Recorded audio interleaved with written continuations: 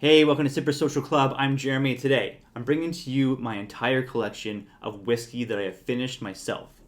Now, if you're unaware, I use these small 1 liter barrels. I fill them up with wine, usually port wine, let that sit for about 2 months, dump all that out, then I add a whiskey. Usually I pick Scotch whiskies that have been matured using ex-bourbon barrels only. I feel like that kind of gives it a blank canvas, something that will pick up the finish of the barrel and the wine a little bit better than, let's say, a Scotch that's already been matured in a sherry cask or has a wine finish already to it.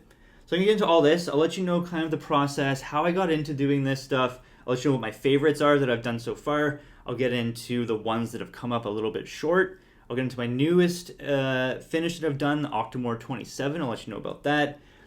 And maybe some tips and tricks that I have learned over the 3 years of doing this that might make a successful finish if you want to try this at home. So let's get started. If you want to try this yourself, I have already done a video detailing the entire process, start to finish. You can check that out if you want. Link in the description down below as well. Let me just start with the disclaimer. I am not claiming that I have improved any of these whiskeys. These are all very, very good Scotch whiskeys on their own regard. I think what I've done is I've added a depth of flavor to it that you wouldn't normally get. Sometimes I pull these out of the cask and they're really good. Sometimes I pull them out and they're just kind of okay. And then sometimes I pull them out and they are not good at all. I would not offer some of these to my friends just because I do not think that they are good whatsoever. So if you're going to do this, be prepared to spend the money and pull the whiskey out and be disappointed with it, because sometimes it does happen. That being said, let me tell you how I got into all this stuff. I first got into using mini barrels when I tried to make poor man's Pappy. I read about it online, guys using a 60-40 split of Weller Antique and Weller 12-year-old, barrel aging it, trying to replicate Pappy 15. So I tried to do that. This was at a time when I could find those Weller products on the shelf. They were readily available for about $35 Canadian. So it wasn't a big risk if I happened to, mess it up. So I tried it, did the 60-40 split, put it into the barrel, let it sit for 2 weeks before I tried it, and it came out just completely terrible. I tried it after the first 2 weeks. It just tasted like sawdust and oak and resembled nothing of what the whiskeys were before. So that was a complete fail. I went back and tried just doing a 60-40 split in a bottle and just letting that marry together, those two whiskeys, and it actually turned out really good. I reviewed it. You can check it out here or the link down below. But that was kind of the first time I used a barrel. It was also a time when I was really getting into matured, port-finished scotches. I was kind of buying up as many as I could. I was really liking a lot of them.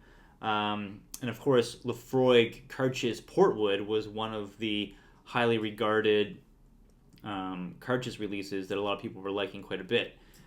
Couldn't find a bottle of that. The secondary prices were a lot at the time. So I thought, could I make a poor man's Laphroaig Cartches Portwood? So that's kind of where I started with the whole finishing with the barrel. So this is it. This is the first maturation I ever did. I used 3 bottles of the Laphroaig 10-year-old. So I did a first fill, a second fill, and a third fill. So I used the cask 3 times. The first fill only needed 2 days. After 2 days, I tried it. I thought it was really good. It picked up a lot of the port influence just after that short amount of time. So I pulled out the first bottle, and I put in another one. The second fill needed, I think, 3 or so days. I tried to match the profiles to get it almost the same. So I needed a little bit more time to pick up a little more port. And then the last bottle, I needed 4 to 5 days. And so I took all of that, I married that all together and bottled it. Sipper Social Club is a whiskey club that I started with my very closest friends. So each one of us got one of these bottles. I kind of wrote the kind of process of what I did on the back label. So it's kind of a cool thing. We each got one of them. So I did 6 total bottles of this. So that's kind of where it started. And from there, it kind of just escalated. I was pretty pleased with how this turned out. So I started doing more and more and more. Balvenie 12-year-old single barrel was the next Scotch I chose to mature with a port seasoned barrel. Went to the liquor store, found 3 bottles, all with the exact same cask number on it, so all the same cask. My plan was to do the exact same thing with the Laphroaig, 3 maturations, put the first bottle of Balvenie into the barrel, tried it after 2 days, and it just did not taste good whatsoever. I don't know if it was a bad barrel or the port just didn't take to it that well. It came out, the balance was just completely off. It was kind of like a sour note to it. Did not like it whatsoever. Kept it in there for another couple days, tried it again, wasn't improving whatsoever, so I just scrapped that entire thing. I wasn't going to put another 2 bottles of Balvenie in there. So that one did not turn out well, unfortunately. It did improve a little bit when it sat in a bottle for a bit, but unfortunately just not good whatsoever. So from there I went back to doing peated scotches with the port. I did Lecheg 10-year-old after that. This one I used a larger 2-liter barrel. So instead of doing multiple maturations in a small barrel, I just did one large maturation in a big barrel. That one turned out pretty decent. From there, I went to Ardbeg 10-year-old. This one turned out really nice. Lagavulin 8-year-old, which we'll get to in a second. From there, I went to do some Fino maturation. So Fino sherry, really a big fan of some Fino sherried scotches. So I wanted to do some Fino finishes. Did Highland Park full volume, and after that, I put in a bottle of Port Charlotte 10-year-old heavily peated. These ones turned out pretty decent. I do kind of prefer the Highland Park to the Port Charlotte. It was kind of cool, kind of a little change up. So those turned out pretty decent. Then I went to Springbank. Springbank 10-year-old, my whiskey of the year last year.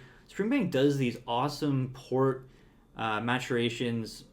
Take a look at some of their expressions that use port in them. They're always probably pretty good, especially the 21-year-old in 2019. Love that. So kind of maybe wanted to do like a poor man's version of that. Did the port with the Springbank 10-year-old. This one turned out really nice. And then we get to the newest one, the Octomore. I called this one 27. It is a blend of Octomore 8.1, 9.1, and 10.1, giving you 27.1. All right, I'm going to rank these from my least favorite to my most favorite.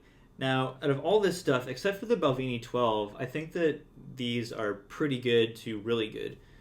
So unfortunately, the Balvenie 12, my least favorite, something happened with this one, just did not turn out that good. The finish on this almost tastes like you're eating dry, stale potpourri. It just was not good whatsoever. So that's the risk you kind of take when you're doing this. Sometimes you pull it out and it's just not good. From there, I'm going to go to the Lecheg 10-year-old. I do like the Lecheg 10. I just think that the finish is a little flat.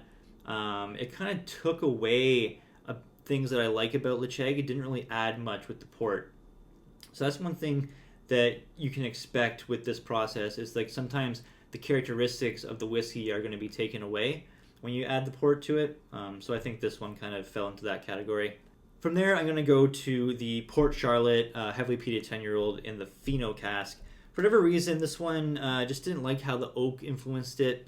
Maybe it was because it was in the cask after the Highland Park. I'm not sure. Just good, but was expecting definitely more from this one for sure. So from there, my sixth favorite, I'm going to go with the Highland Park in the Fino. Didn't really like how this one turned out. Nice Fino subtle influences here. I just think that the finish on this one maybe a little bit dry. Fino is kind of like one of the more dry kind of sherries. So yeah, maybe just a little bit dry in the finish, but I did kind of like how this one turned out for sure. For my fifth favorite, I'm going with the Lefroy 10-year-old. Pretty impressed how this one turned out for my very first attempt.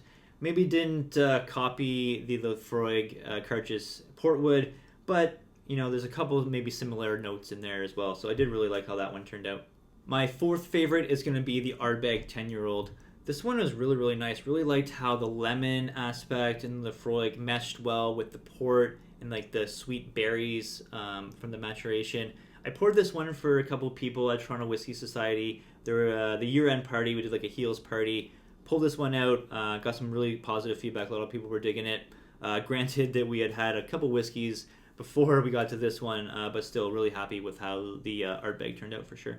My third favorite is the Springbank 10-year-old. Love what Springbank does with some of their port maturations.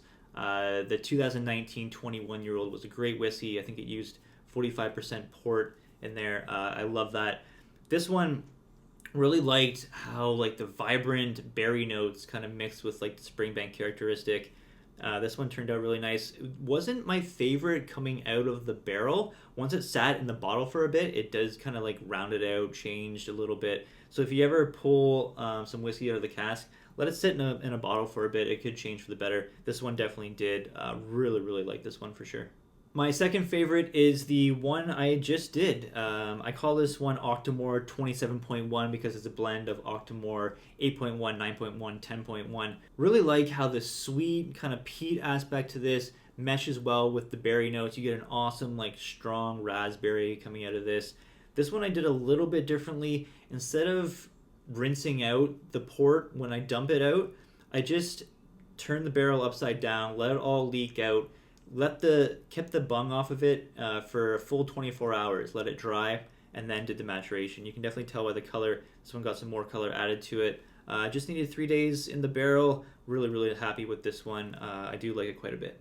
And that brings me to my favorite out of all of these. It's the Lagavulin 8-year-old. I just think that the balance on this one, from the nose, the palate to the finish, is all really, really good. It took the port really well. I don't think that you lost too much characteristic from the Lagavulin.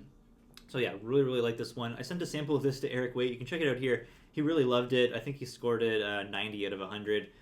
So yeah, really impressed with this one. It's definitely my favorite out of all of these I've ever done. So starting with my favorite, the Lagavulin 8-year-old, I think what makes this one so good, like I said, the balance of it is really, really nice. On the nose, really awesome berry notes mixed with peat. So one commonality of all of the stuff I've done in port is you get those strawberries, raspberries, like that dirty, wild kind of raspberry note to it that I really, really like. On the palate, really good, like lemon, peat, lots of Lagavulin characteristics. Again, those berry notes, that like dirty, gritty raspberry, and then the finish, all that smoke, like smoked meat, barbecue char. Love that. So this one turned out really well. I kind of forget of how long I left it in the barrel for. But again, like, yeah, you got to try these things every single day because, 2 days could be all you need. So this one turned out really, really good. I am really actually happy with that. I haven't sipped that in a while, and that is nice. That is really nice. And I think what I like maybe most about the whole thing is that you don't get additional oak. And that's one reason why I don't leave these whiskeys in the barrel too long. I don't want to pick up any additional oak from them whatsoever. I think that's the key. That's the key of keeping it a small, short, but powerful finish, is that you try not to pick up that oaky note. Let's go to the Springbank. So yeah, lots of vibrancy here. I love this. You're almost maybe getting like more tropical fruits here. You're mixing those really good ex-bourbon casks. This one does have a bit of sherry in it too, I think, but it's very subtle in the sherry. But yeah, tropical fruits, almost like a banana in here. It's really nice. Palate. The finish is all like strong melons, kiwis. You don't get that much port in this.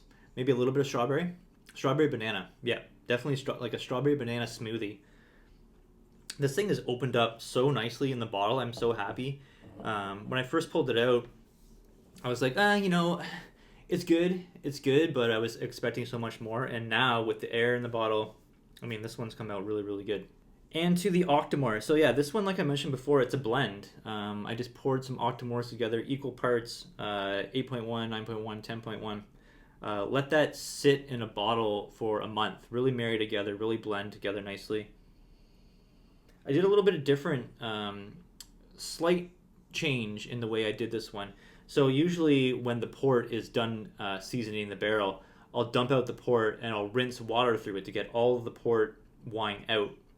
Then I'll let that dry and put in the whiskey. This time, I didn't want to put any water in the barrel. So when I dumped out the port, I just left the barrel turned upside down, kept the bung off of it, kept the valve open, let that air dry for 24 hours until it was probably mostly dry. These casks are all going to be a little bit wet, but I let that dry, and obviously the color on this one, if you can tell, it's definitely darker than the rest. And it didn't add any of those like water elements that maybe some of these other ones got. Tap water is something you probably don't want into your whiskey whatsoever. And yeah, love this. Again, this one's really well balanced, just a slight influence of port. You still get those nice, crisp, fresh, sweet notes from the Octomore. Really kind of dampened the heavy peatiness too. Yeah, let's go palate. Peat shows right back up on the palate and finish. Not so much on the nose, but then cranks up on the finish. You get those smoked notes, those like barbecue smoke notes that I love about Octomore. And yeah, like again, subtle influence, almost like it's like a smoked raspberry. Put a raspberry into a smoker and eat it. I mean, you get that note in there, and I love that about this. Really, really nice whiskey. I'm really happy with it for sure. So some comments in my previous videos when I outlined the process of doing this kind of stuff mentioned, the finishing period is so short, 2 days, 3 days, 4 days, whatever it may be. Is it possible that you could just add a little bit of port to the whiskey and still get the same effect? The short answer to that is no, but I did it anyway, just to try it. So what I did is I took the Octomore blend before I put it in there, saved a little bit of it, and once I finished pulling it out and bottled it, I added a little bit of port wine to the original blend and just matched the color.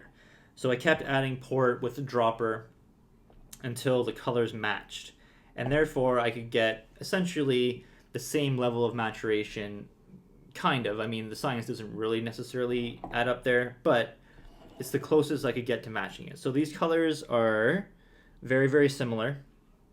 Almost identical, I would say. So let's see how this is versus the original. So on the nose, definitely gets some Octomore profile for sure. Not the same kind of like levels and complexity, I would say, as this one. Picking up maybe some farm notes that I wasn't getting in this one either. It's interesting. But yeah, I would say not as pleasant of a nose. I think this one,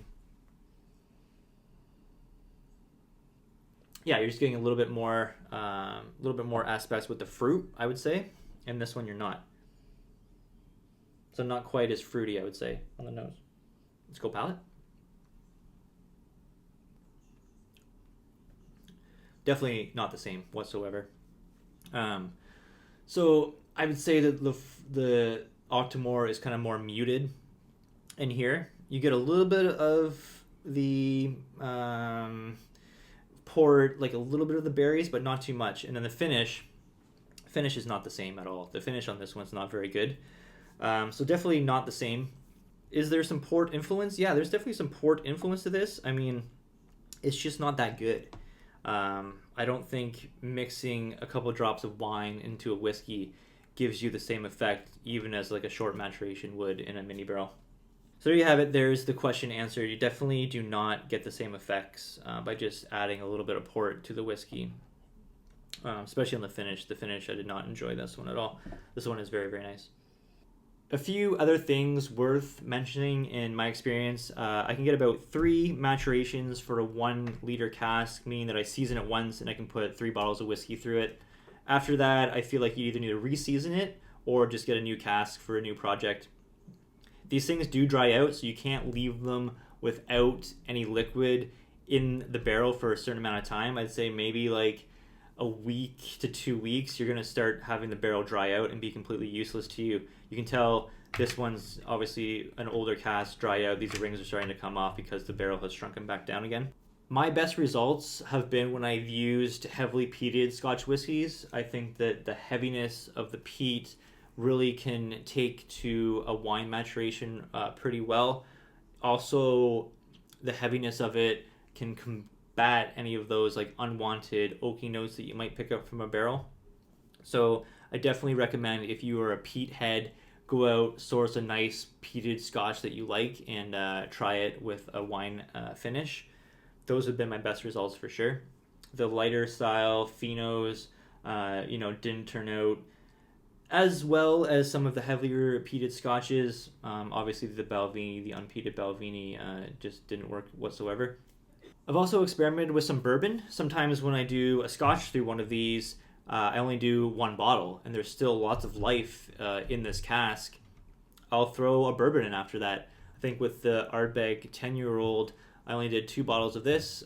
Still had some good finishing to be done with the barrel, so I threw in Eagle Rare 10-year-old. The Eagle Rare picked up some of those smoky peaty notes, a little bit of the fruity port. It actually turned out pretty well. I actually liked it. I went through a whole bottle of that. That was another one I brought to a Toronto Whisky Society event, and at least one person really, really liked it, drank a lot of it with him that night. This is the Octomore barrel. Only did 1 liter of Octomore, so right now in this I have some 1792 bourbon. So interested to see how that's going to do. That's been in here for about 2.5 days or so. Tasted it this morning, really liked it, so I'm going to give it another day, try it again, and then we'll see how that turns out. So yeah, the possibilities are endless. It's a really fun project to do because you kind of get a one-of-a-kind whiskey that you created that can't be ever reproduced or replicated. So yeah, it's a fun project. Like I said before, there are risks. You never know how it's quite going to turn out. But in my experience, using port, a decent port, and a good heavily peated Scotch, you get some pretty decent results from that. So let me know what you think. Have you tried ever doing some barrel finishing yourself? Let me know in the comments down below if you have, and what your most successful whiskey that you used was in the comments down below. Also, if you want to try some of this, I'm going to give out some samples. Leave me a comment, subscribe to the channel. You'll automatically entered in a giveaway. I'm going to give away a sample of my 3 favorites here, and you can be the judge for yourself to see if you enjoy them or not. So thanks so much, guys. Thanks for watching. Again, if you like this kind of video, give me a thumbs up, and until next time, cheers.